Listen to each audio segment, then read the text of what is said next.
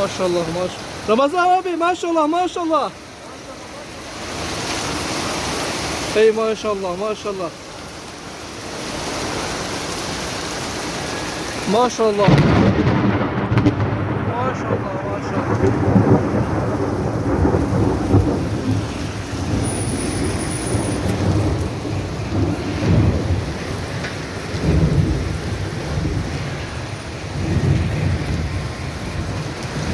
Maşallah çok güzel yağıyor.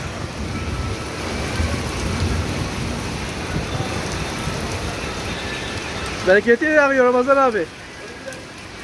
Biraz çakılırsa var ya uçuracak bunu ya. Değil mi? Rüzgar var ya onun için. Yoksa kırar Ramazan abi. Yoksa kırar.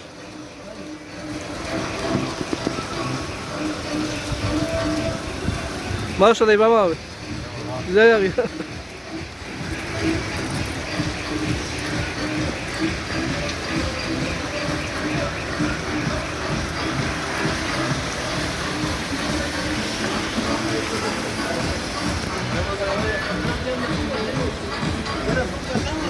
Yok ya sayfa mı?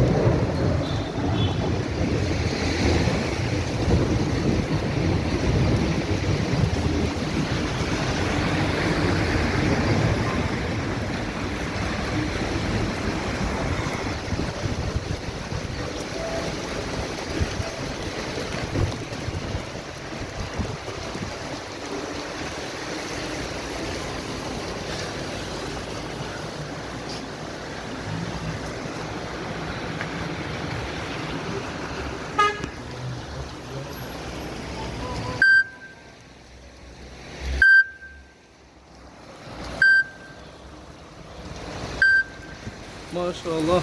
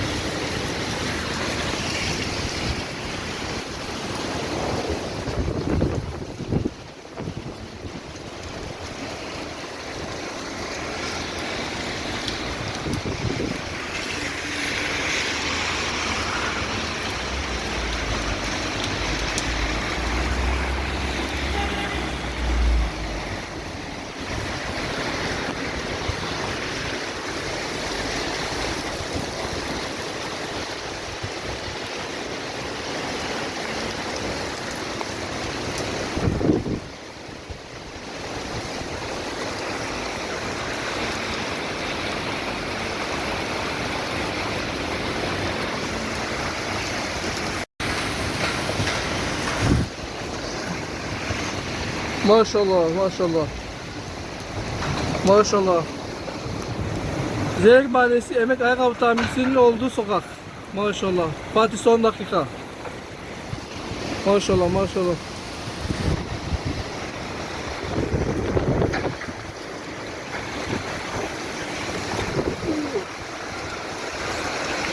Çatılar, ağaçlar kırıldı. Çatıdan yukarıdan bir şey düştü. Hadi son dakika.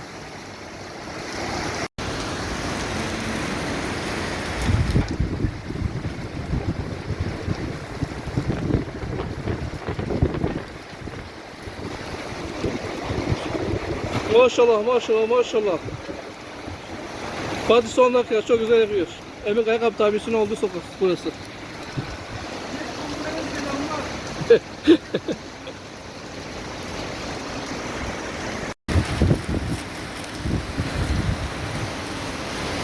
Fatih son dakika.